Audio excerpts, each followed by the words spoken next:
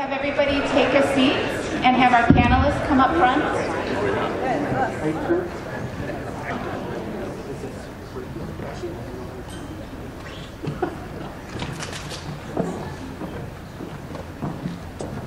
Good morning, everyone. Thank you for coming today. We've got a lot of great information to share, and we'd like to get started. I'm Lisa Arand, and I am the partner manager with Visit Lake Geneva. The area chambers, including Delavan, Elkhorn, Whitewater, East Troy, Geneva Lakes West, Visit Lake Geneva, and Wceda, would like to welcome you to the first of our 3 Driving Forces events for 2019. Many of you are familiar with this series and have attended these events that we have jointly hosted in the past, and looking forward to doing a total of 4 of them again this year. We have a great lineup of panelists for today's Retail Trends event, but first I'd like to thank a few people. Ryan Benchheimer with Ideal Impressions, who will be videoing this morning's event. The video will also be available to all attendees if you'd like to share it with your coworkers. David Dresto for taking photos of the event. And Chris Trottier, principal for Elkhorn High School. And Chris, if you'd like to come up and say just a few words.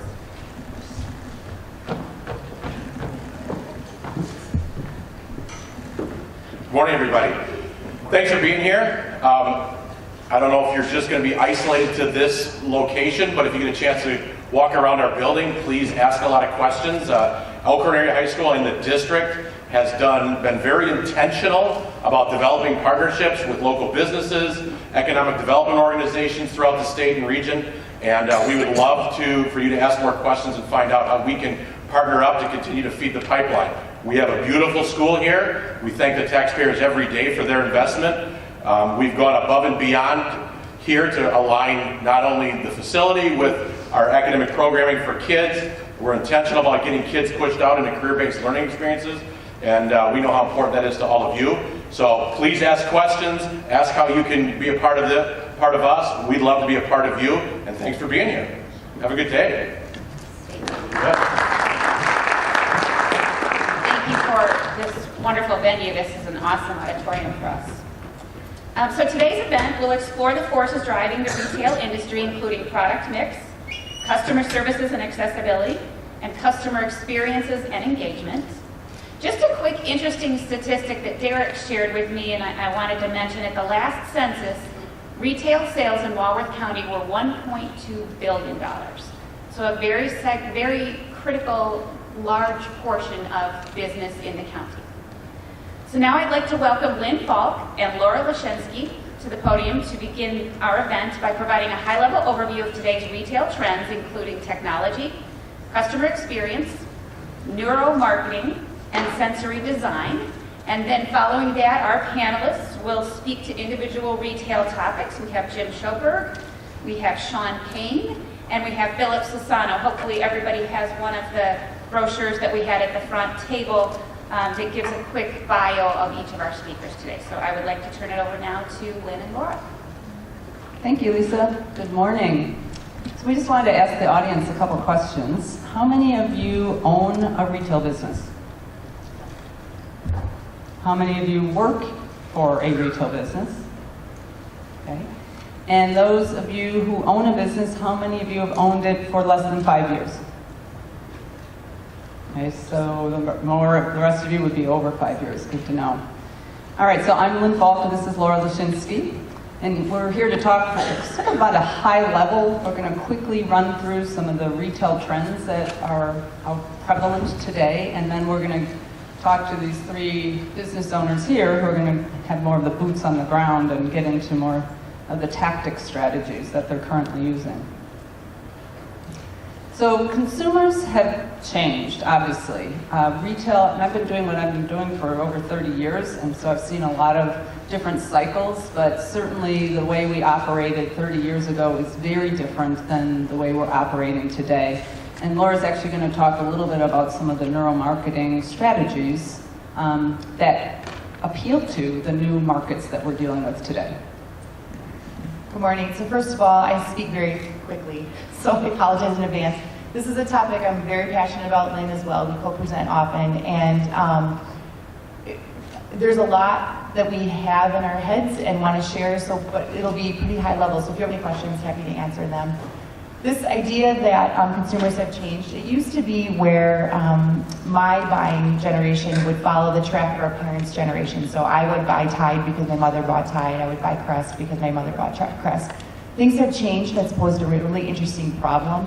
And the problem is that we can't take these buyers for granted anymore. So as store owners and retail offerings, you really have to start tapping into this buyer, because it used to be we would have to fit a certain demographic where if you would wear a Timex watch, you fit into a certain demographic where people would say, okay, because you buy Timex, you're also going to be able to buy this brand, this brand, this brand. Well, now you have someone who's driving, wearing a Rolex, but who's also maybe driving a Camry. And so this is throwing people off. And then you couple that with technology. And so what's happened is the latest statistic is we have 3,000 commercial messages are attacking your buyers, your consumers, every single day.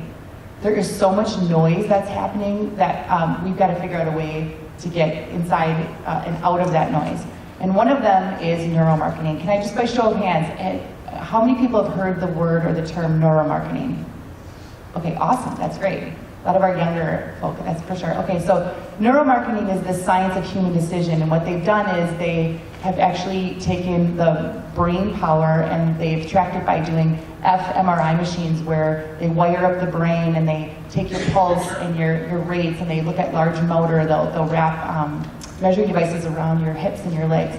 So they'll show images, or they'll be in buying situations, and they can actually monitor what's going on in this brain behavior. So what's happened is it's a wonderful thing. In the last 10 years, it's really become a little bit more mainstream in understanding that there's ways to influence buying behavior. And what that means is instead of starting from 0 to get to 10, you can start at 5, given all the research, and get to 10. So you're getting there a little bit quicker. And I'm going to summarize what neuromarketing is, and I'll make it very easy for you from the cliff notes. This neuromarketing really is at the end of the day, the brain does not want to work. You have one part of your brain that is keeping you alive. It's the part of the brain that when you're walking up a step, you're not cognitively thinking, I need to lift my leg, I need to put my foot down, and I need to keep forward. That whole brain is keeping you alive. It's keeping your temperature under control. It's keeping you breathing, your heart. The other part of the brain is the one that's functioning, and it's tired. It doesn't want to work. So if you know that, and you can kind of keep that in mind, that will help, because, and the other part of this is that 85% of our decisions are made with our subconscious, but we as marketers market to the 15%. So we've got this idea of what do we do now, right? We've got to work smarter, not harder. So we've got these proven neuromarketing tips and tricks to influence behavior. And I just threw in a couple slides to give you a highlight of what's going on. So one of the neuromarketing principles is that we seek pleasure over pain. So just by knowing that basic understanding, here's what you can do. If you're offering a sale item, they know from research that if you say, get blank dollars off, will engage more behavior than if you say, save blank. Okay, so get money off, because we're seeking pleasure, avoiding pain. If you are trying to engage behavior and you're using the dollar sign, the science shows that dollar sign triggers a part of the brain that reflective of pain. So if you're in your store or your storefront, or if you're offering a service, and you have that dollar sign, figure out a way to minimize it. So let's say you have a restaurant or a menu item, and you have the dollar sign, and let's say it's $12. Dollar sign 12.00. Absolutely get rid of the .00. It's too much pain. It's actually triggering pain. If you can minimize the dollar sign, get rid of that. If you can italicize just the number 12. So they have research to show that people buy more if you would just have the number 12 in italics, or 12 offset as opposed to dollar sign. So working with those ideas. This pleasure versus pain principle. They know if I had 2 shampoos and I offer 33% more, so the same price. So if I can have a discounted one, or I offer one that's 33% more, human behavior will go to 33% more. Same price, same value, but they feel like they're getting more. Same with this double discount idea if you're going to discount. So if you say something's 40% off, or if you say it's 25% and then another 20%, same math, people engage in the behaviors of the 40, the 25 and 25. It's just this extra pain pleasure. Research shows absolutely 100%. Part of the conversation I had asked Lisa about is, what are some of the pain points of the people in the audience? And we talked about this idea that technology has really overwhelmed the online versus brick and mortar experience. The research shows that if you do service with a smile, you'll engage more behavior. There's actually an extra muscle that fires when someone does an authentic smile. So if your staff or you are trained and you're like, hi, good morning, or if you're really, good morning, and nice to see you, thanks for coming in, our brains know subconsciously which is real and which isn't. So neuromarketing also applies to the actual experience in the store. And so I'm all about the three-dimensional built environment. Laura is more sort of that 2D, looking at websites, social media, signage, messaging. And I'm like, well, what happens to the person when they walk into a built environment, and what sort of emotions are triggered? And today, to get someone to come to your store, to leave their house, get in their car, drive, park, get out of their car, come into your store, it takes a lot. The brain is lazy. Laura just said that. So the reason that we have this buzzword out there, customer experience, if it's a phrase, customer experience, that's what people are looking for, especially the younger generation. They don't want the same old, same old. They don't want the boring retail experience where you walk in and say, hi, can I help you? And then you have products merchandised nicely, and someone walks around and looks and see if they find something that they like. That is passé. We now have to create some sense of excitement and emotional engagement, and that's creating an experience. You have to think out of the proverbial retail box that we've been in for the last 25 years. So everything that you decide to put in your store, signage, lighting, the checkout counter, where you put the checkout counter, the types of fixtures you use, the layout, all of that has to have some strategy or reason why you're doing what you're doing to create the right customer experience. And we're also trying to do something that affects all of our senses. And I'm going to be talking about sensory design in a minute. But a lot of these stores that are creating some pretty cool things have to do with touch, taste, smell, sound. So there are stores where you can really get a tattoo on site. There are department stores and hardware stores out in New York that have chefs that come in and they have grills in the center of their store and they're grilling lunch. You know, what is it that you can do that steps out of that typical just sell the product and put it in a bag and send someone off on their merry way? Dance lessons, cooking demos, an open mic night. It doesn't matter if it doesn't relate to the product that you're selling. I mean, to this point, it's just about creating that experience and getting people in and telling other people about what they experienced in your store. So sensory design, Laura referred to the fact that over 85% of all of our purchase decisions are made with our subconscious. That's also our right brain, which is our emotional brain. So people might do a lot of research with their left brain. For instance, you're going to buy a new car. You want to learn about the gas mileage, how much is it going to take to change the oil, what kind of gas do you put in it, all that. But when it comes to pull the trigger to buying that car, you're buying that car for an emotional reason. It's because it's going to make you feel good. It's how it feels when you sit in the car. You might have 6 cars that you're looking at. Some are very practical, and even a practical decisions could still be hit on an emotional level, but it's over 85%. And you got to start thinking about your own decisions. And when you think about your own decisions when you buy products, that's when then you have to apply that to, well, how are your customers making those decisions?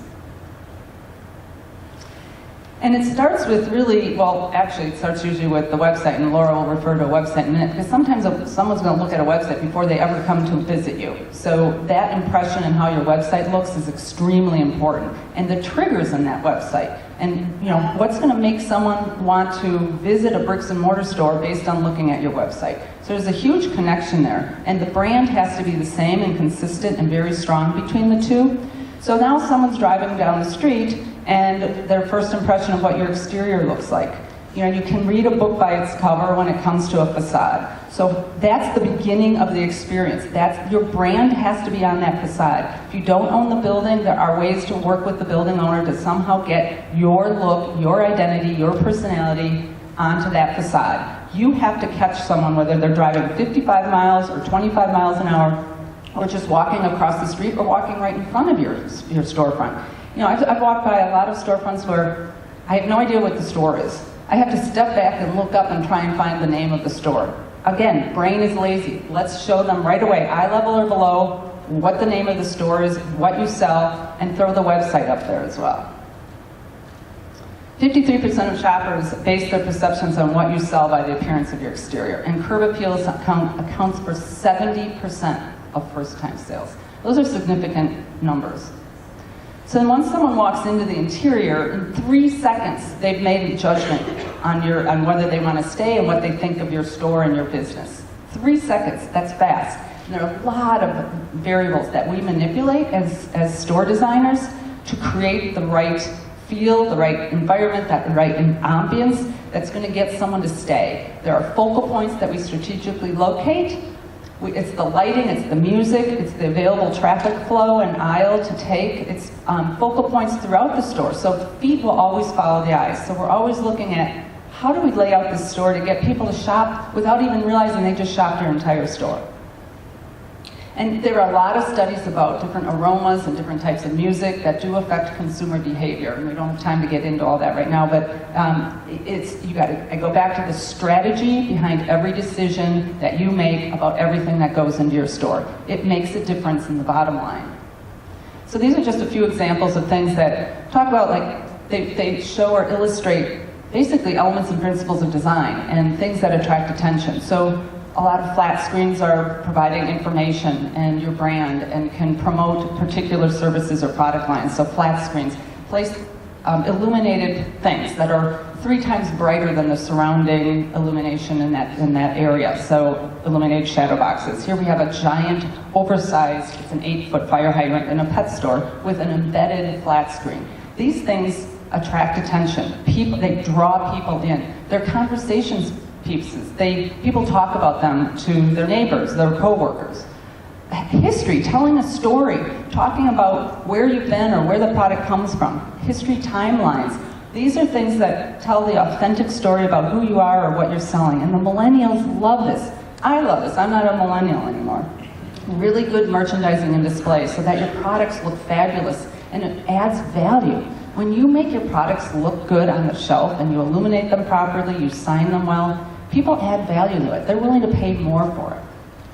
And then just some crazy things that become, again, conversation pieces. What's your personality? What's your signature look? So this is a shoe store. Look at the lasts that they use just under the table. People remember that. And signage without words. So emotion is super, super important. We talked about making decisions with our emotional brain.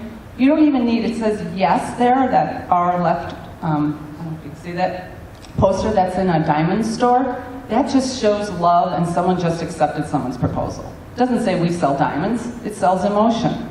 Having eggs above the dairy department instead of just saying dairy. It's like, oh, make an omelet. It makes you, oh, I want an omelet now.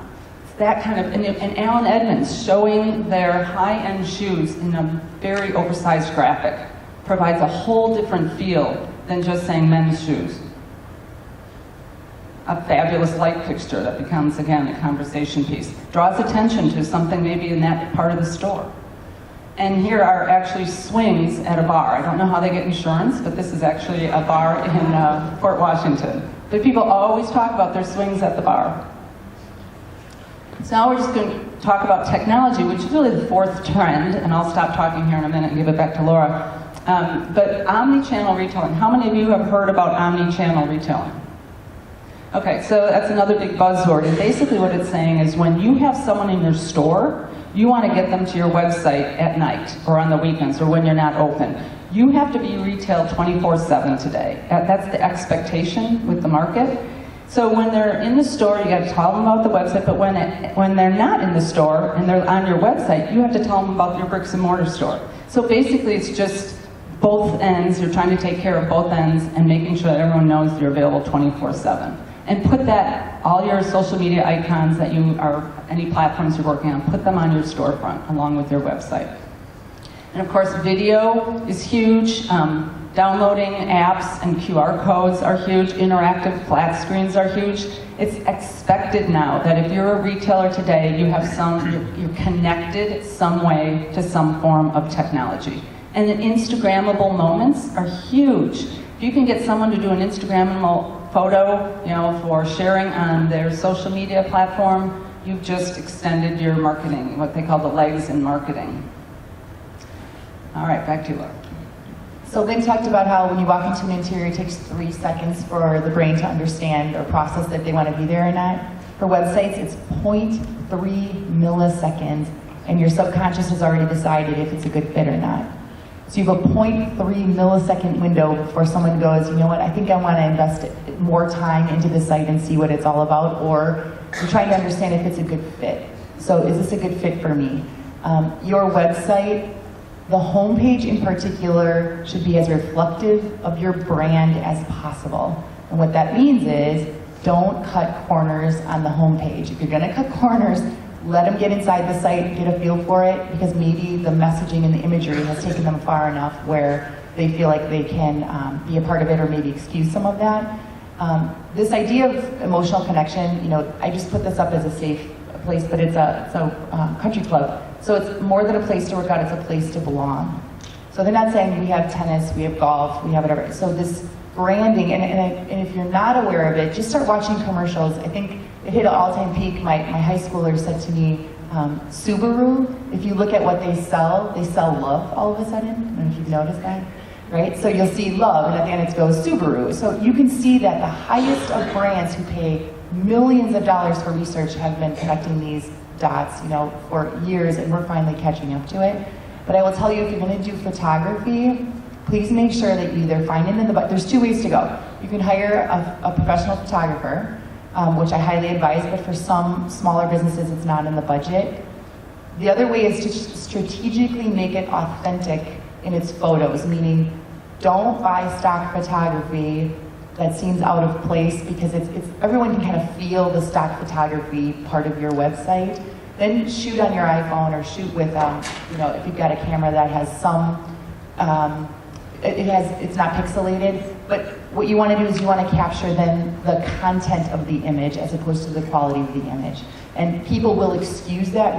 Research has shown that people excuse that. So if you have a store, don't show just the door. Have someone opening up the door. Put people inside of it. Unless you're a real estate business, please don't shoot real estate shots. So if you have a beautiful table that's adorned with and merchandise beautifully, have what would seem like a shopper or a staff member in there, because that's also painting the picture. Your staff should be, you know, either dressed appropriately or hired appropriately, so that gives them a sense for the whole picture of what's going on.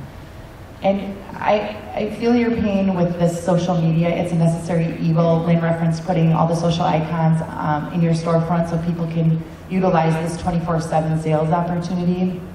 Be very mindful of what you're doing. So I use this example of, I have a lot of business owners that will be on Facebook and they'll post, and you know, by 9:01 they've made their post, by 9:04 they're buried. You know, they're under cat videos, they're under cute twins eating spaghetti, and you know, it's really tricky. So as much as you want to be all to all things, just try to find one lane that you know people are in. So for example, LinkedIn is a very useful platform, and a lot of people don't utilize it, but if your buyers aren't on LinkedIn, don't use it.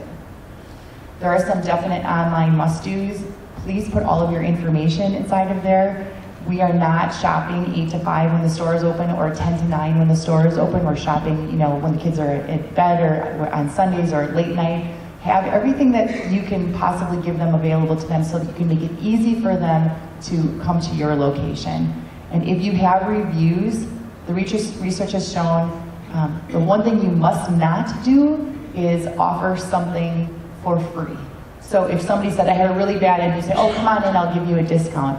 You're just gonna have people fishing for that opportunity. Just respond to it, say, acknowledge it, say, I'm really sorry you had that experience, we invite you to come back in, or come meet with me next time, I'll be happy to serve you, but whatever, don't live in this lane of giving away for free. There's too many people that are fishing around for those opportunities. Oh, we'll go back to this. Your review sites, get as many family members or friends to post on your reviews. Get that base started, because as everyone knows, rarely will people take time to say they had a great experience, but they'll run to the computer to tell them they had a bad one.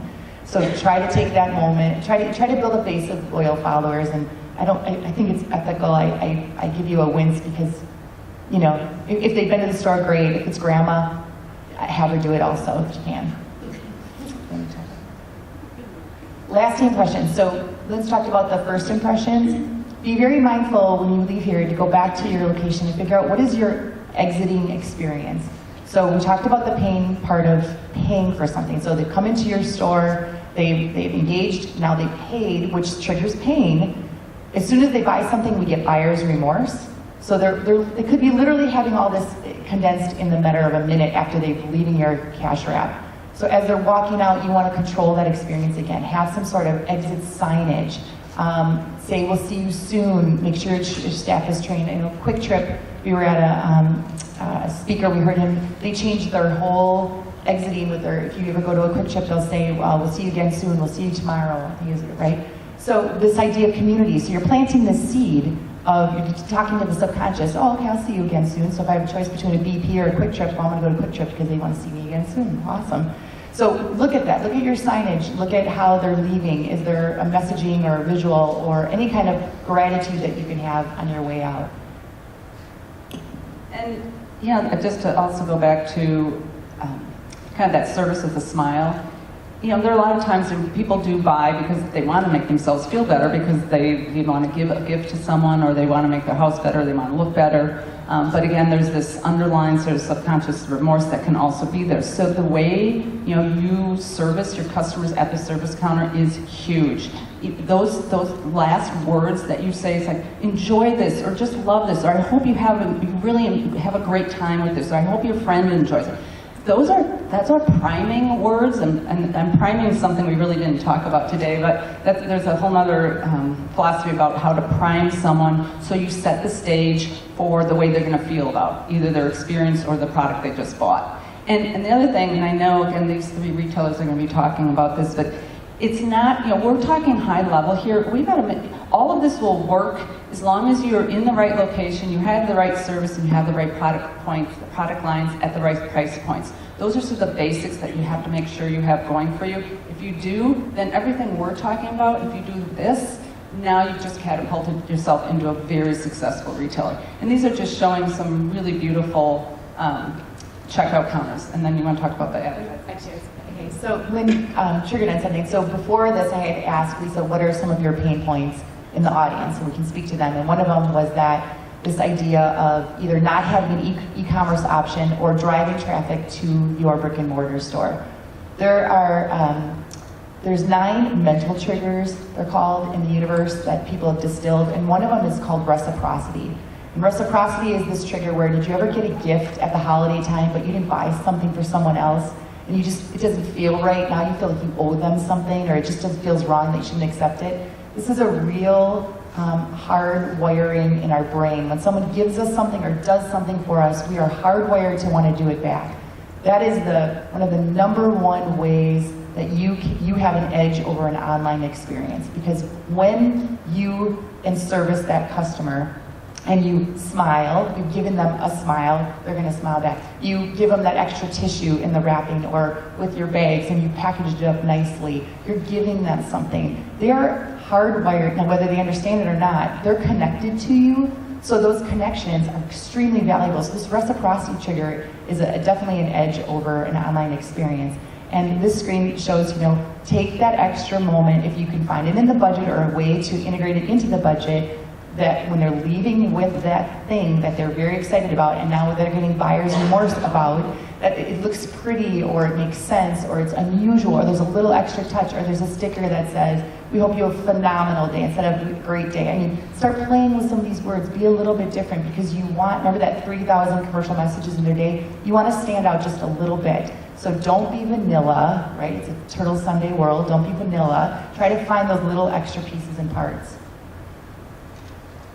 Well, and this is just, the last message before someone walks out could be, it doesn't have to end here. And I love that because it's inviting the customer to come to, again, your website. And I think that might be the last one. Yes.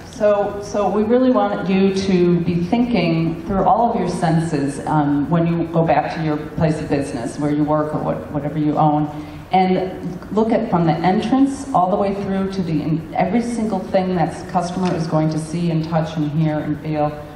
What is that experience like? We get stuck where we can't see the forest for the trees anymore. Sometimes I have a lot of clients that come in the back door. They never even come in their front door. They come in the back door and they go up to the front door to unlock it, but they're never really going past the front door. unless maybe at night they're driving past it. But I want you to start thinking out of the box about how to be a better retailer and a different retailer. And we want you to grade your business. We actually do. With Jim, and he'll speak to product mix. Then we'll go to Sean, and he will speak to customer service, and Philip to customer experience and product mix. So Jim, if you'd like to go first. Each panelist will have about 10-15 minutes to speak, and then we will save the last 30 minutes from 10 to 10:30 to open up the floor for questions. And please participate. We'd love to hear some I just wanted to add one thing before I get into my stuff about, Lynn mentioned, you know, the exterior and the first impression and all that kind of stuff.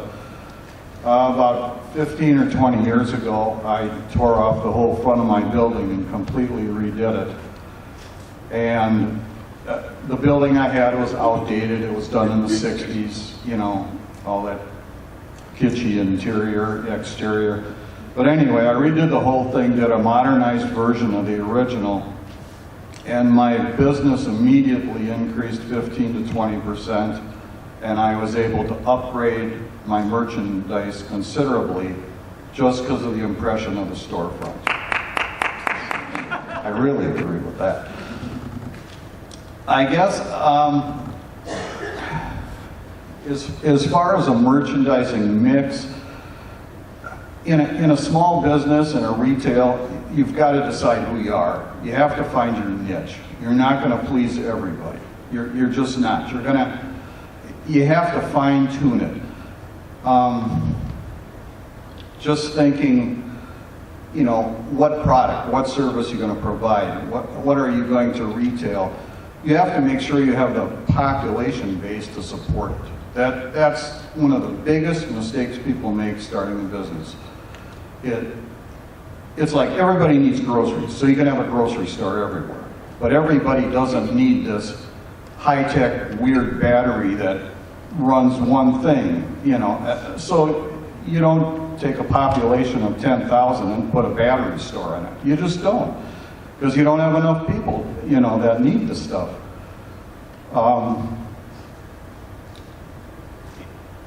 Reacting to the market trends, a small business can do that so much better than a big box store or anything like that. A, they don't have as much inventory. B, they don't have to wait for corporate decisions. You can do what you want to do. So when you see something happening, you have to just go with it. You know, if something isn't selling, get rid of it, put something new in, and that's another thing. You have to always keep putting new stuff in. You can't stay the same. And it doesn't work. Your customers get old, they die. You got to bring the new ones in, and that's how you do it. One thing we've been doing successfully, I guess, retail is with the online. We started doing online in 2004. And a lot of people think, oh, you get a website, you put stuff on there, oh, you make $1 million and you sell everything. Well, it doesn't work that way. You have to, what we did in our store, because we didn't know what was going to sell. So we put a real wide range of everything on the website. Okay, so in a year, we were seeing trends already. Certain things were selling, certain things weren't. The next year, again, it just keeps focusing, fine-tuning it, where we got to the point, now I have 3 websites, and 2 of them are for specific items, specific merchandise, that I was seeing probably 90% of the sales on my store website from. So we got real specific and started websites just for that merchandise. The online stuff, with me, it does not compete with what I do in my brick and mortar store. You know, those people come in, they want to try it on, they want to feel it, they want to touch it. If you live 15 miles away, you're not going to order it online. I think you'd be foolish. I really do. All our online business comes from out of the area, out of the country, whatever. But online, I guess, it's hard to figure out what is going to sell and how you're going to make money. If you sell on Amazon or any of those type of sites, they charge a fee, and it's a hefty one. And we do sell some things on Amazon, but they take 20% right off the top, 18 to 20%. So you have to make enough money on your product to pay them the 18 or 20%, and a lot of times you have to ship it for nothing. You know, you got to have the free shipping if it's over a certain amount. So that can eat up everything you have in a small dollar item, real fast.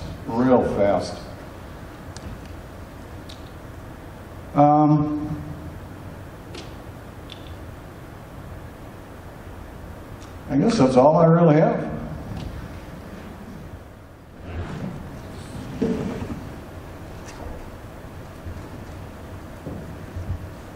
There we go.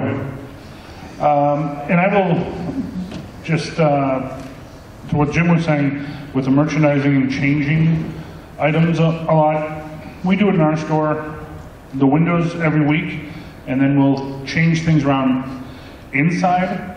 And it's amazing how many, if something's a slow mover, that when you re-merchandise it right out in front, it starts to go. And people are like, wow, you guys just got this in. Well, no, we just re-merchandised it. So I echo those things of just merchandising, whether it's the front windows or inside all the time. Just really important. What we're really working on right now is a culture for our store. So we're investing a lot in training, because you can have cashiers, but you need salespeople, and that's the big difference. And so we invest a lot of time in getting. We have some younger kids who work for us, and it's interesting because if you're an introvert or if you're an extrovert, I can teach someone to sell, and product knowledge is huge. But if they won't engage with that customer, then it's never going to happen. And like they were saying, so many things like the smiles and creating that good feeling, good vibe that they want to come in and be in that store. One of the things we say, if someone, and it's got to be genuine, but let's say they have a cool pair of boots or Sorels or something, and you're like, wow, those are really great boots. And customer feels really good because now you reconfirm that they made a great decision in buying that stuff. So it's just something that we work on a lot. One of the other things I think, again, going back with those young people, is they don't necessarily have the bank account, but the people that they're selling to, so they can't be scared to say, well, Ryan and I were talking earlier, we have a $600 jacket that, we sell.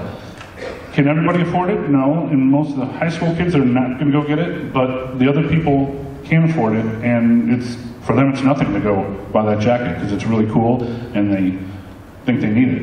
And they may need it, but one of our things that we always say is that there's no bad weather, just bad gear. So the product knowledge that these guys, that we try and train them, and we have clinics, and you can bring the people in, really confirm that if you ask the right questions to confirm what they need. They're going on a trip somewhere. You're going to need wool socks. You're not going to want cotton socks. Whatever it is. But so for us, customer service-wise, we're always training. I mean, we have, besides the clinics, we have staff meetings, and we monthly, just to keep everybody up to date on what's going on, and just keep them ahead of the game. If there's when a new product comes in, make sure that they know all about the product. Because again, the more information you have, even if you're a new salesperson, if you don't have that confidence when you're saying it to someone, they may go somewhere else. They just, it's so much nicer buying something when you ask a question and you can answer it. And I tell them, if you don't know the answer, don't be embarrassed. Don't try and work your way through it. Just say, you know what, I don't know, but I'm going to go find someone who does, or I'll get the information, and then we'll both know what's going on. Because, again, nobody wants to have someone fumbling through a sale, especially when you're spending a lot of money on a pair of boots or shoes, whatever it is. And then we really work with our companies that we pick. We really go after the warranties because, sure, like you can buy something on a website, and we have websites, so it's not that I'm opposed to that. But if they're just ordering from the website and they get it home and they don't like it, they'll just send it back. But there's a lot of customers who come in and they want to touch it and they want to feel it and they want to know that if something happens a year, even a month, a year, 20 years down the road, they can bring it back. We'll call the company, we'll send it in, they'll either fix it or else they'll just replace it. And today, we see a lot more just replacing it than even trying to repair it. For them, it's less of a cost. Social media too, for us, I would echo the same thing. When we put stuff on Instagram and Facebook, it is our employees or a customer or the dog that comes in, with a good customer like who came to see us, but we try and post one a day and just to keep it relevant and keep because we'll have a website for our Lake Geneva store, for our Delafield store, and then we do have one for the main page, but the local ones go to our Lake Geneva customers for my store. So, what else was there? That's really about it for me. It's us giving that good experience and making sure that that our employees have the product knowledge. Again, that when the customer comes in right from the beginning, even if you get those standoffish customers, and that's fine, but what we've trained the guys is that even though they say they don't need help or, whatever it is, as long as you're still in the area, there might be a great stack of shirts, but I'll go over there and grab one or two and just look busy, because when that customer does need something, then we'll be right there. Because there's no reason that someone say, what, if you need me, I'll be right over there. The better thing would be, hey, I know you're still looking. I've got something to do. I got about 5 minutes. I'm going to come back and I'll check on you just to make sure you're okay. Because there's no reason that someone has to go find you so that they can give you your money to buy something. You should be right on top of that. So that's it. Good morning. Thank you all for coming. My name is Philip Sassano. I own a company called The Design Coach LLC, formerly known as Refined Rustic. It's interesting, when I was first invited to speak, and thank you so much for having me. This has been some great information here this morning. One of the things that I think about is 20 years ago, I opened up my first location in downtown, just on the north side of Chicago. And I was an artist. It was just me, and I knew that I needed a workspace, but I also knew that I wanted a retail component. I knew that I wanted to invite people into my studio.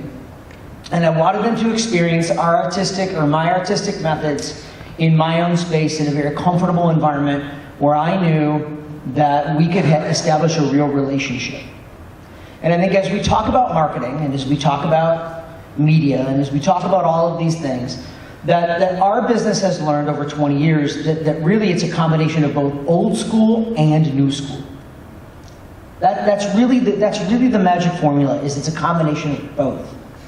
That is, as much as I'm into, and trust me, I'm into it. I'm into my data and analytics on my website. I am into my constant contact data and analytics.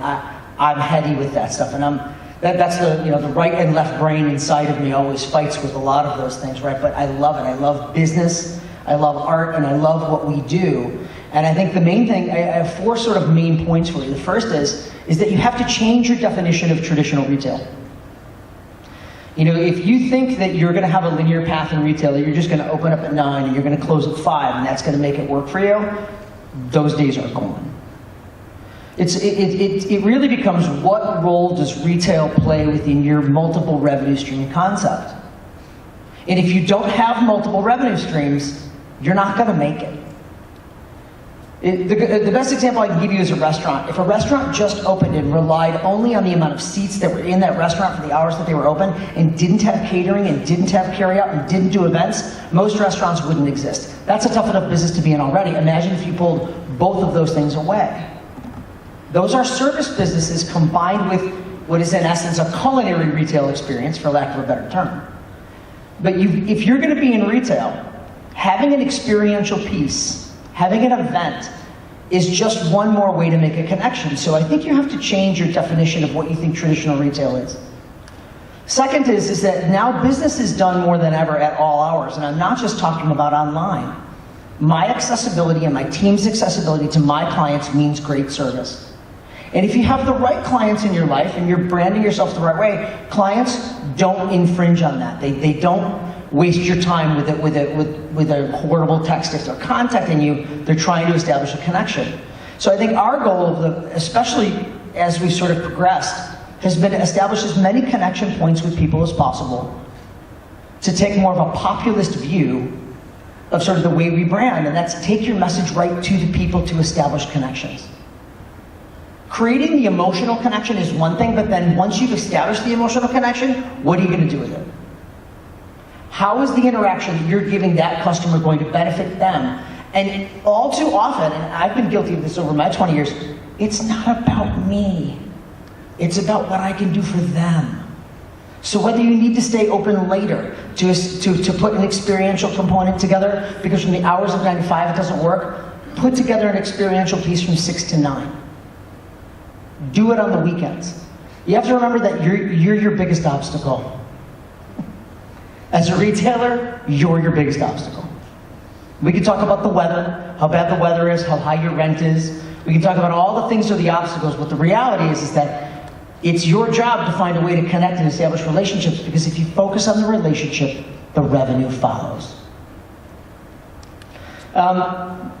The third thing is the ambassador mindset. I'm going to give you 3 M's. It's the mission, the message, and the moments. You know, when you think about your mission, you have to come up with one. You have to start telling people why you're doing what you do. And it's not just that you sell clothing. You make people feel great when they're in those clothes. Right? It's not just that I sell design. I make them love where they live so that they want to establish connections through interior design, so that they want to share their interiors with people and establish connections. That's what I sell. I don't just sell furniture. So if you have a clear understanding of your mission, then you focus on your message. In how many connection points, how often, how many times a day, and how often are you sharing that message in an authentic way, in a really personal way, in a really human way. And then here's the piece that's one of the most important, is when you realize that you've established that connection, that you've sent out that message, the moment somebody tries to reach out to you, what are you doing with that micro moment? As retailers and as business people, we oftentimes get so caught up in the minutia of the red tape of our day, the cadence of our day. We all get busy with things that come up last minute. You have to be situationally aware to recognize when someone's trying to reach out to you and make sure you're reaching back. You talked about reciprocity. That's kind of the silent contract.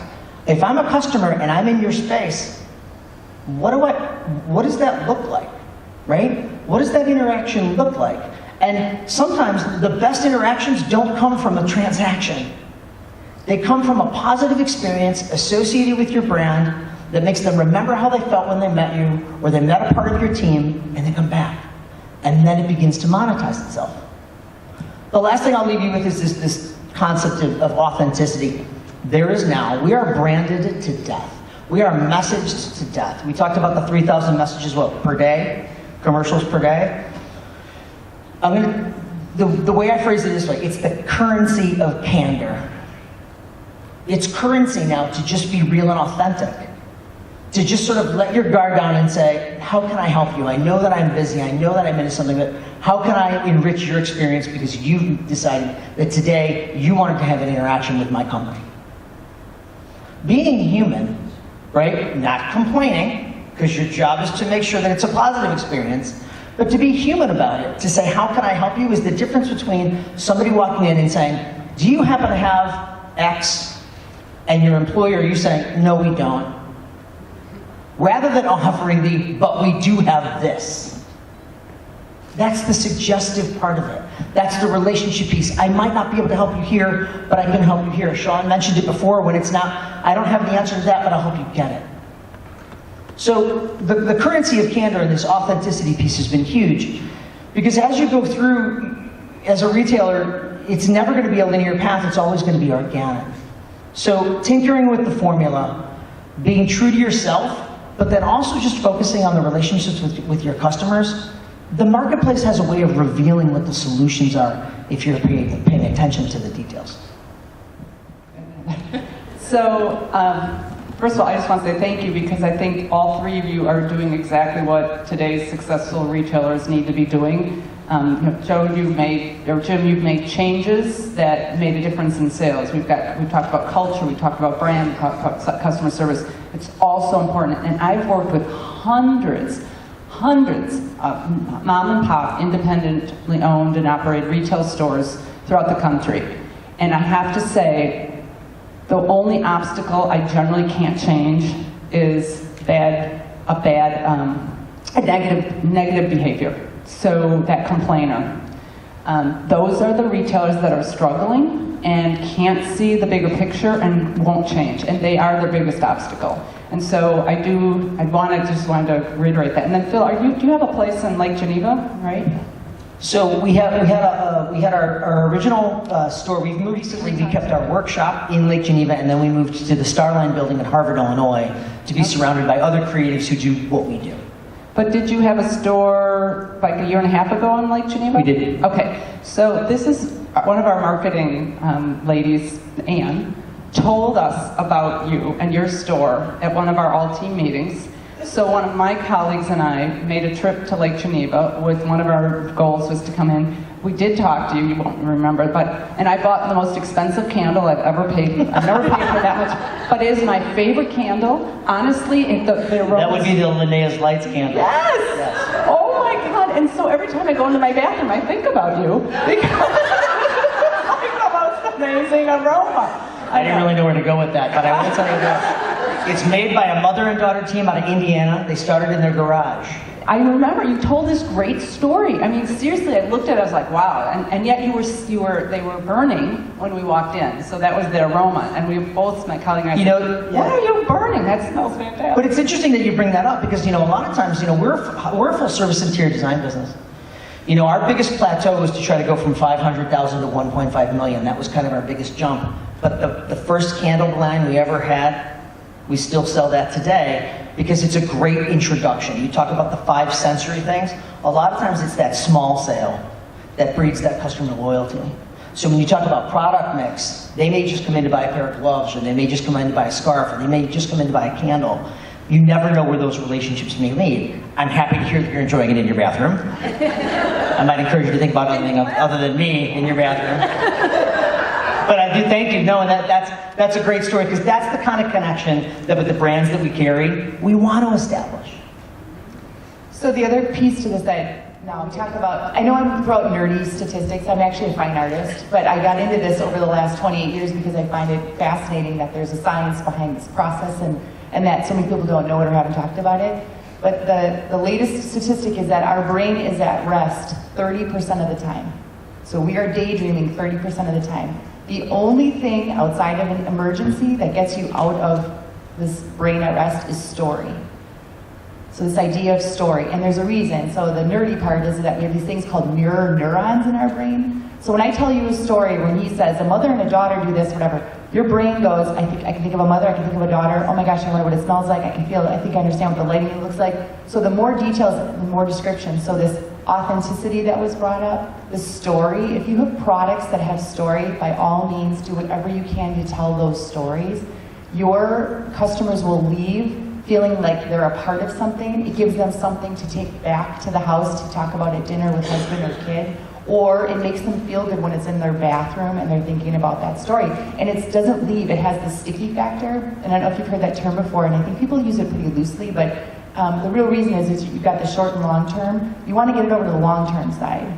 So when you have things that are sticky and they stay for a while, then Lynn is able to talk about this story, and whether you knew it or not, I don't know, but you knew it, obviously, but this idea of story. So if you have products, or it doesn't even have to be that this was made by someone, it could be how you found that or how you sourced that merchandise.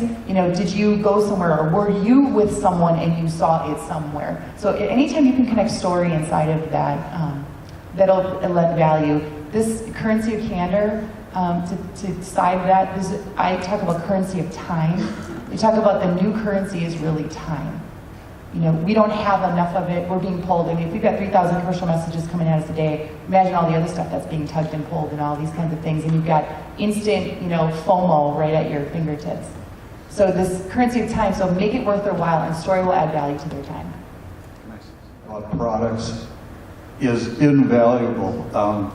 I try to find out and have my help know, my employees, as much as they can about every product, either what it's made out of, where it's made, who designs it, how it came to be, the back history of the company, if it's, like the candle people, mother and daughter or whatever. But it's so interesting, and if you get somebody interested in this stuff and you start telling them this, 9 times out of 10, that'll close the sale on that item, just because of that. Whereas if you just have them stand there and look at it and don't say anything about it, your odds are much, much less. But then they get all excited, and then they'll come in and say, oh, I want another shirt that this guy's ma designs, and it really works. It really works well. You've got to also make sure that there's a lot of downtime while you're packing up a candle, or there's a lot of downtime while you're trying to do the transaction. Those are perfect moments to sort of infuse some of those stories. Or even ask what brought you to Lake Geneva today, or what brought you to this area. Can I make any recommendations? Anything else I can help you with beyond just the transaction? That's the ambassador mindset. You're in my universe. You're in my space. I want to be as helpful as I can possibly be. If I can't help you anything, then I might just share a story about how something was made, where something came from, and more importantly, maybe why I, as the individual retailer, chose it, and why it's here. And that's all I want to open it up for questions. I think Jessica has a mic that she will walk around with, so please raise your hand if you'd like to ask a question of one of the panelists. Hang on just a second, Janet. Let her get you. Fast, but not that fast. Run. Hi, I'm Janet from Alden's Kennels. I'm down in Ringwood. I'm in a town of 800 people. But I market all the way from Highland Park to Lake Geneva to make that connection. The brain thing has a lot to do with changing of, I do a service industry. I don't do a retail. But it's very, very similar. I have to keep up with the changes that the young millennials want.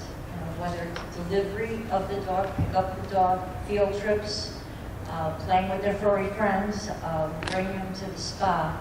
I find that what you mentioned too about changing the exterior, we did a lot of upgrades and TV screens and all kinds of stuff. People do love it. I had the guilt feeling of raising prices. I'm back in the old era that, oh my God, you're paying $35 a day for a dog. We were paying that for a hotel, 20 years ago. So how do you kind of get over believing in yourself? Do you have to keep checking the market to see if you're competitive, or, I'm making the website easy too. Everybody can book online, charge online, go through the PayPal or the credit card. So I have caught up with that part, but I'm having a hard time struggling. What do you charge these people that you don't feel like it's, I haven't caught up with that changing market with my age. Okay, so can I ask you something? Yeah. Do you have pets? Yes, I have a, Oh, that's not good. Are they like family to you? yes. Okay. So now you really, if you can get out of the idea that they're a product or a commodity and start looking at them like family, start doing the mind shift of, what would you discount putting your children into a daycare that's less than? No, you wouldn't, right? So as soon as you start shifting and you do a competitive analysis, look at what the marketplace, there's two schools of thought, right? If you overprice in the market, some people will think that you're better just because you're overpriced. Because we go, well, wow, they must be able to get that kind of money. They must be really good at what they do. If you underprice, the converse is true. Then they think that you're probably not good enough. So you try to live in that middle sweet spot if you can. But if you're delivering phenomenal service, these are their family members. You're in a beautiful business. You have the highest, other than children, you've got the number one, second, emotionally connected product you can have. These pets are a family. So just watch your marketplace, see where your competition is, but I would live in middle to a little bit above, because people attach value Thanks. to. That's kind of the answer I Yeah. needed to get over my No guilt, because they don't have guilt when you bring them home and you obviously are personable and you seem very loving in your nature. So when they go to you, you're giving them extra service just knowing that they've been cared for. Yeah, you have to be able to articulate. And if you feel like, you know, we hear this a lot, especially from young designers who just want creative, they just want creative opportunities, so they give away their service, and then they wonder why it's not valued. It's like when home furnishing places give away free consultations. Well, what good is it if it's free? We've never done that. And the reality is that we're able to articulate our value position in the marketplace and say, hey, we're going to provide you with the following services, this, and it costs X. Where I find people get stuck is they talk cost versus value. If you've made the value proposition, people don't care what it costs. They buy value. And to be honest with you, cost shoppers are very difficult to please. So you'd rather focus on articulating your value and the value of your service, and especially doing it up front, not at the back end, because then you're playing defense to justify your price. You're better off doing it in the front and in the beginning and saying, hey, welcome to my service. By the way, for this fee, this is exactly what's included. Yeah. From the retail world that I came from, we sometimes, as the shopping center owner, which I know it's a little bit different here, would hire secret shoppers to come into stores and give that third-party neutral analysis of how your store is performing from an outsider's, from a customer's view.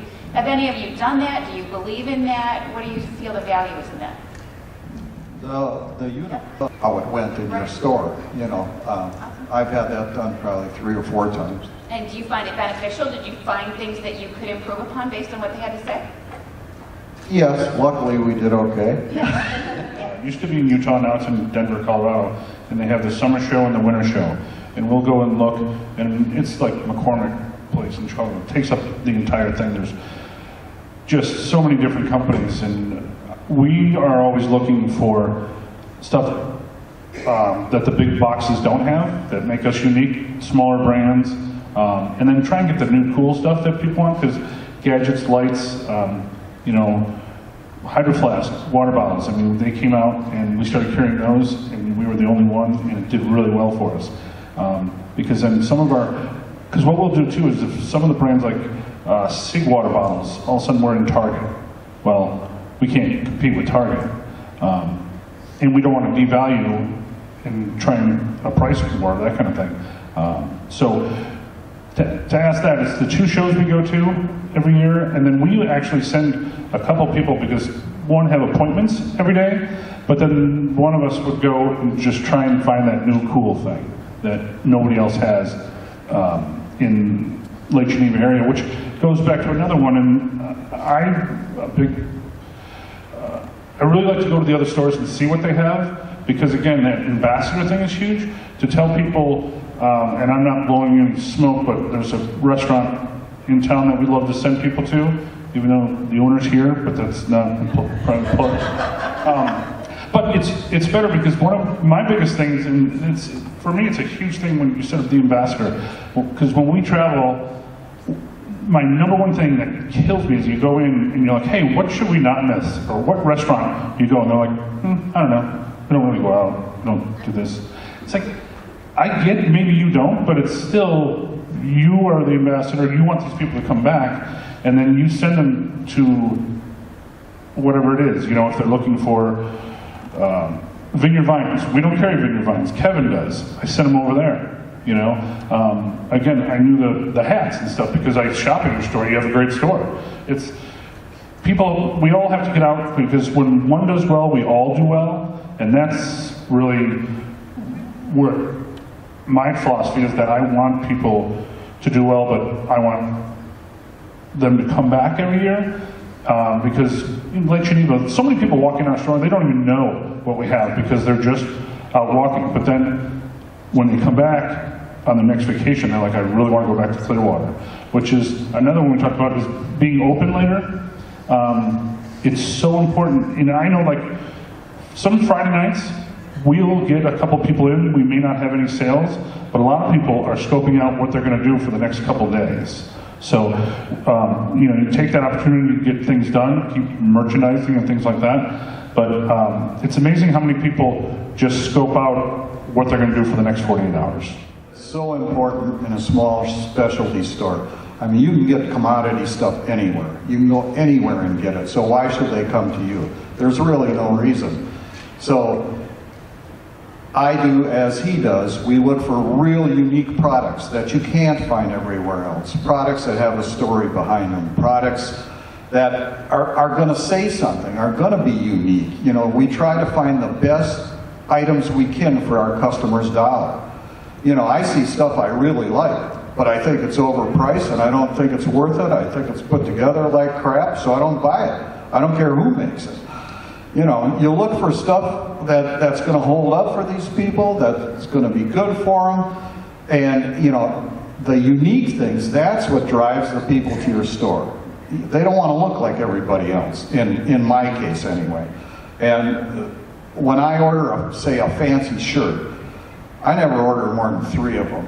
You know, I don't want everybody in the whole area to be wearing the same shirt. That's silly. You know, if they're going to pop for a better shirt, they want to look different, you know. But product mix and relying on your product mix can be very dangerous and very lazy. You know, oftentimes that's the market approach where you just throw something out on the table or you re-merchandise your store and you instantly believe that just because you merchandise it that it's the greatest display you've ever put together. Right, and therefore sales should increase. It's only as good as your ability to articulate the value of your product mix. So I can go out there and I can, you know, that's never been more true than in furniture with Wayfair and all of these other ways where you can buy furniture very easily. We've had to categorize product mix into, you know, sort of consumer online product and then what we call couture product. And what we've had to do is we've had to make sure that we have a balance of both.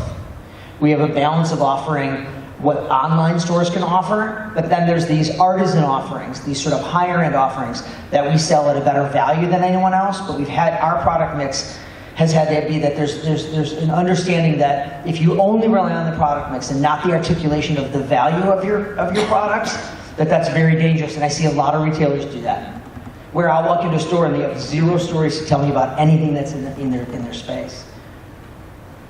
Part of those, we talked about the brain, I've mentioned the brain trigger, and you haven't trained your staff to say, just so you know, there are only 3 shirts, or there's 1 left, and your staff doesn't say, hey, this is the last one we have.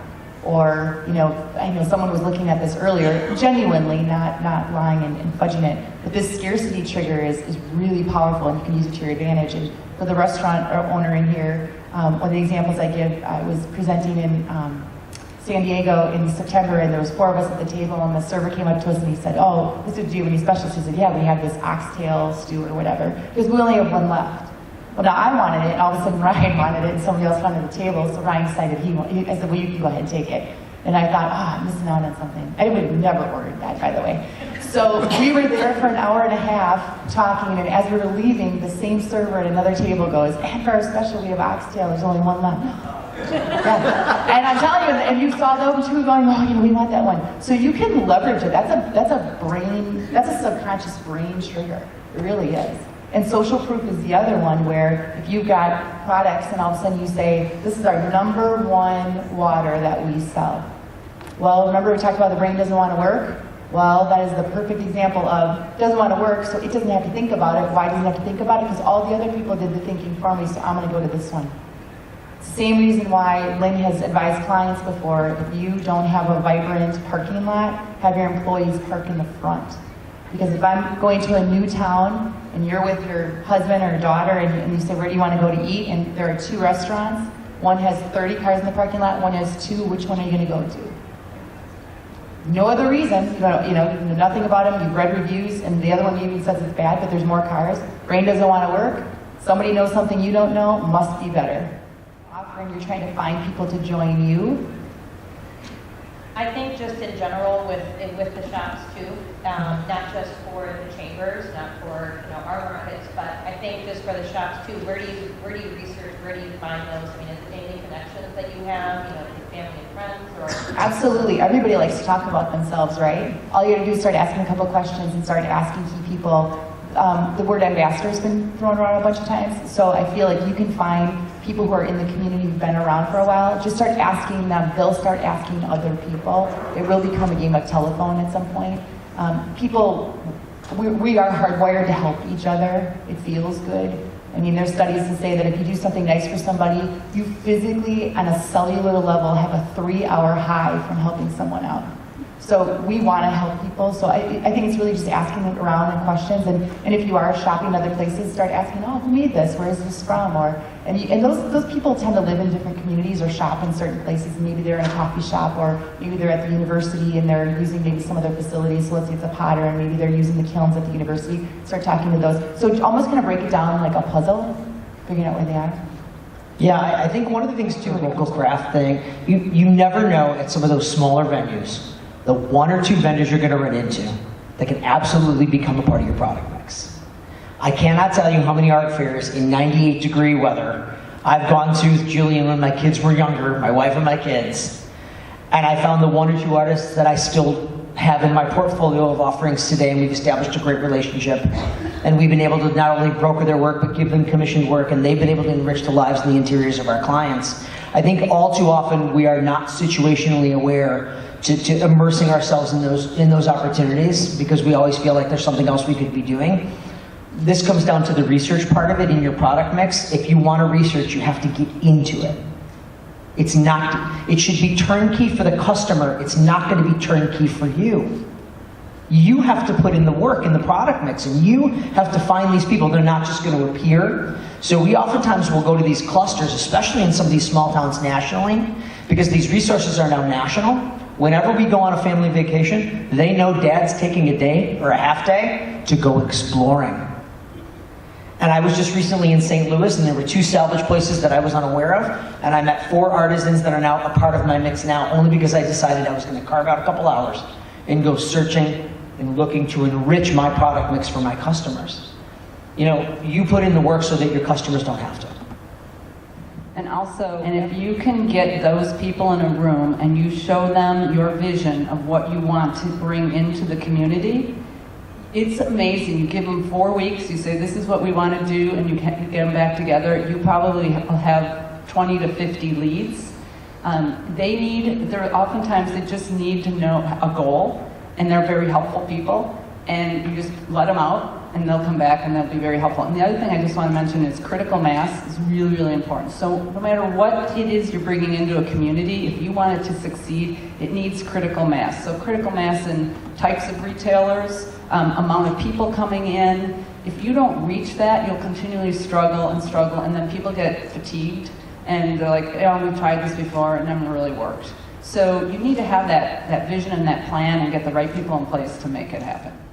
So many people have reached out because the market's doing well, and these vendors will talk to other vendors, and they're like, we're really killing it over there. So now all of a sudden, and literally we do have like a 25-person waiting list to get on, because we just don't have the room. But out of that, we've taken 2 of the people, we now sell their stuff in our store. And then I know of 2 stores that have opened up in Lake Geneva where they don't come to the farmer's market anymore, because now they've opened their own store. You know, which is great to see.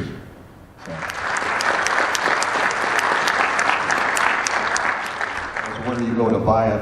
I mean, myself, there's major menswear markets, you know, in various parts of the country.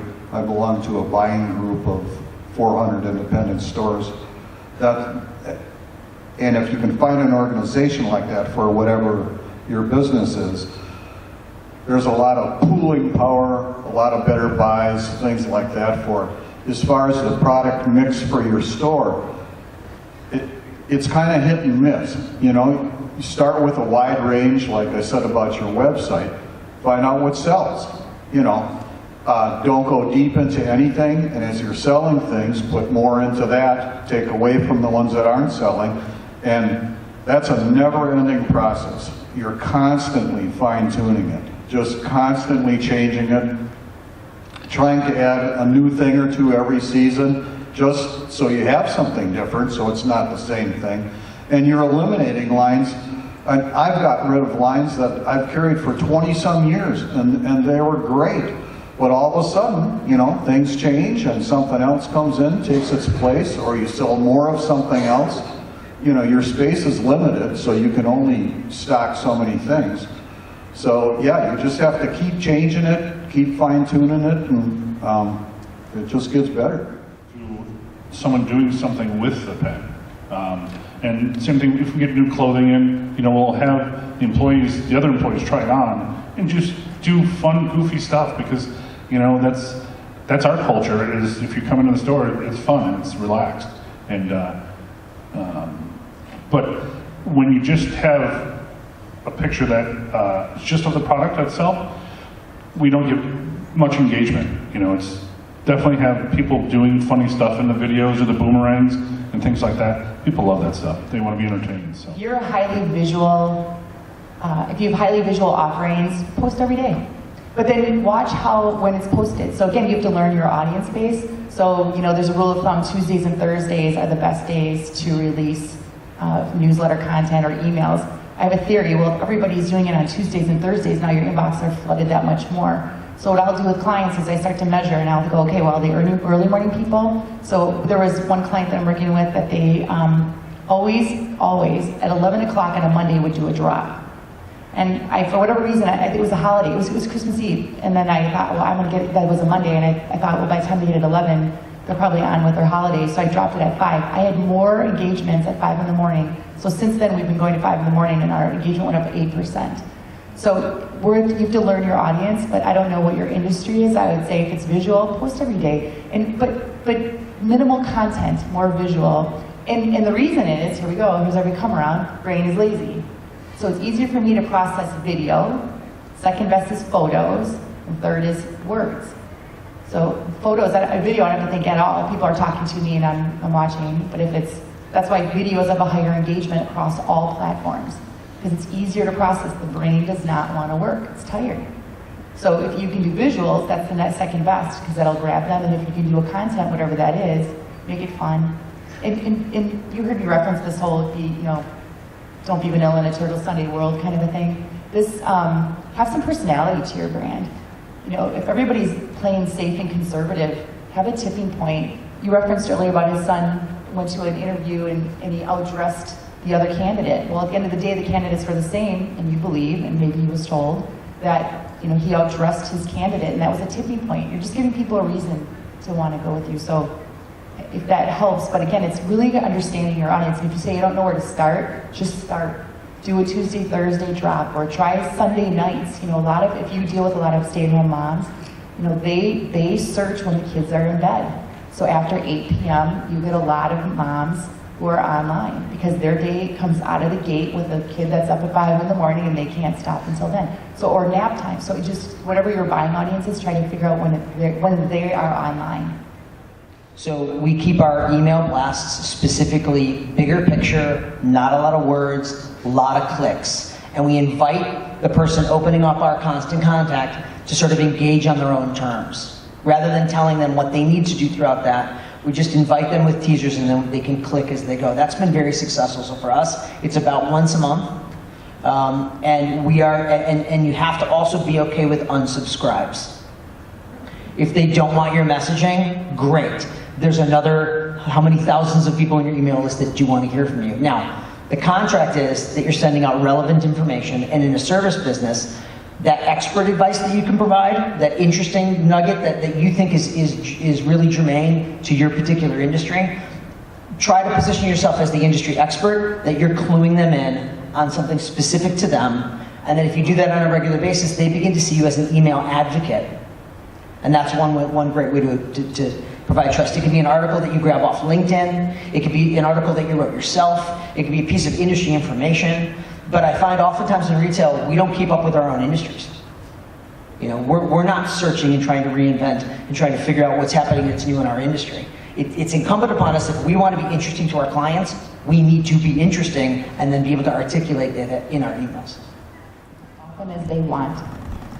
So what you're going to try to do is test your audience and know your market. So you want to stay top of mind, but you don't want to annoy them. So part of what you have to do is really understand. So all these things that we've talked about are all theories, right? But we don't know your particular buying audience. So, once a month at the minimum, from a cadence standpoint of at least a bigger volume, if you have something to tell them of value that they want to know, give them nuggets of information, but you have to flip it. So you have to decide what is your goal. So if your goal, if you've got what's your business? I work for AT&T. Okay, so I would assume you're a longer sales cycle?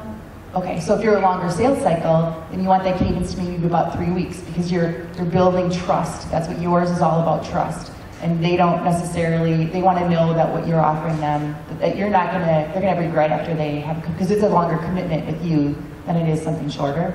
So I would stay in that 3-week cadence. Now, if there's something that wants to interrupt that, you can interrupt it. But for the most part, if you start going on without a paid plan of Instagram or social media or LinkedIn, it's very hard to fill up email inboxes, and you don't want to be annoying.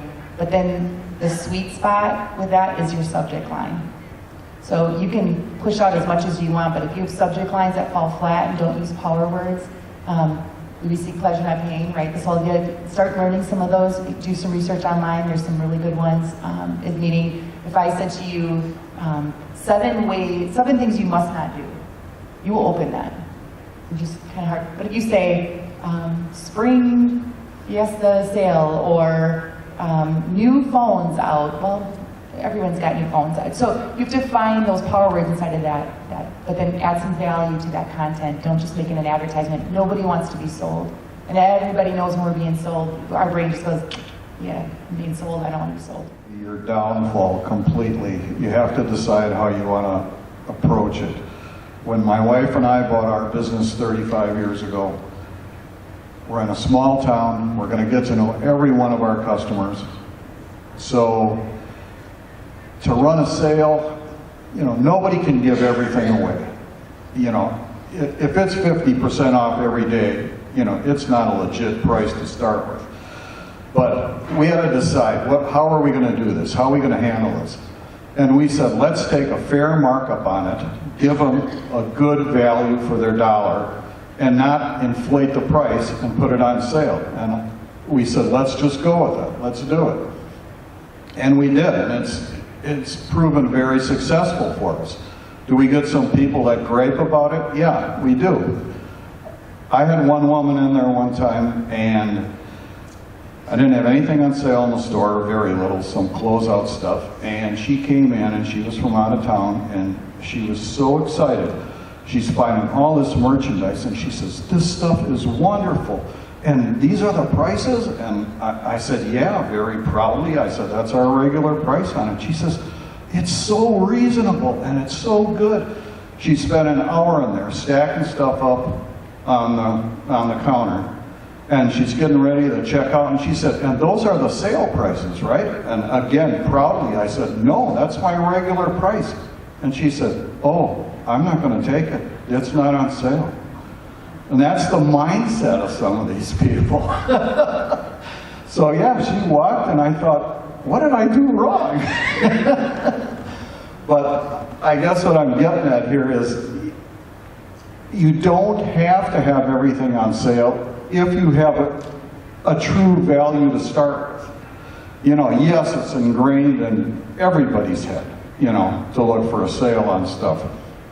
But if you're giving them something unique, giving them that sales experience, giving them a good value for what you have, for what they're looking for, you don't have to have it on sale. And back to my point, how are we going to handle this, knowing everybody?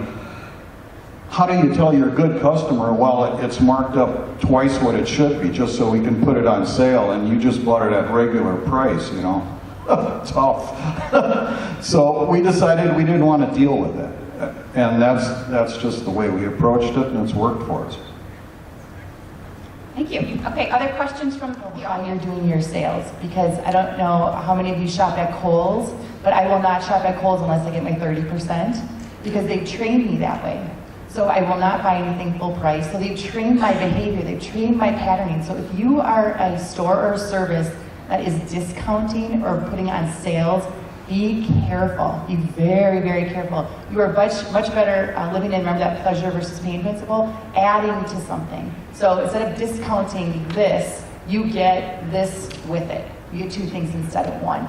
be careful, because you're going to train them and then you're going to go, wow, we really dipped. It's really quiet in January. Why? Well, you just blew out a whole after Thanksgiving to Christmas sale. They have no reason to come in. They don't want to pay full price because you've already trained them that you're going to discount it again.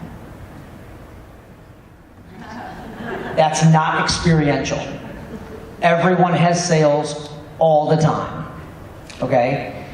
Combine that sale with an event that costs someone nothing, and then it will work. We were talking earlier, it's all about perception and how good you make things look. Yeah, Jim and I both sell one of the same things, because he's got a great shop, and we sell the Stormy Chromers. And it's a great story, you know, but like the other day, someone came in and I didn't have what the gentleman needed. And I said, go over to Elkhorn, they've got them over there at that store. And he actually came back to thank me just for recommending, even though he didn't buy from us, but we've built that camaraderie and the loyalty, where they would keep coming back instead of shopping it online, because you certainly can find Stormy Chromers, you know, 2 clicks away. Yeah, and it's that positive experience. I'm on 28 years, and the number one mind blower, well, it shouldn't be, but it is every time, is I will meet with clients and they will tell me this is who they are, this is what they do, and then I will secret shop it and I will find out, okay, well, this truth is a little bit different for me, and you didn't really do what you said you always do. So if you have and are open to that opportunity, the constructive feedback really can only make you better. If it isn't in alignment, you don't agree, that's fine, but at least understand it and hear it, because there are other truths that are living inside of the other side of the experience.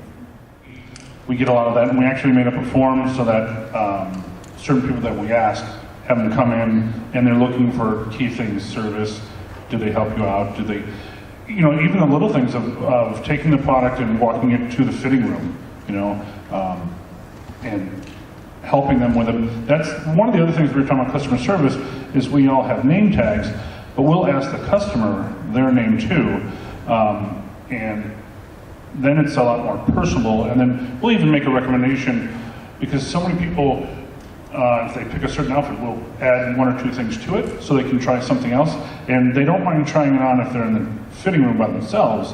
And a lot of people, they don't realize that this would go, and they'll step out of their comfort zone and find something they really like. But sorry, to get back to that one, is yeah, we ask, the criteria basically for us is customer service, product knowledge, those kinds of things. But it helps a lot, because when you were saying about the negative, you know, we don't want any of the negative people. And I really like what they said about for us, we don't carry North Face, but we all know their basic products. So if they come in, they're looking for this one jacket, no, I don't have that, but I've got this Arc'teryx jacket that you're gonna love. So it's just, to us, it always just keeps going back to customer service, and we can always be improving every day.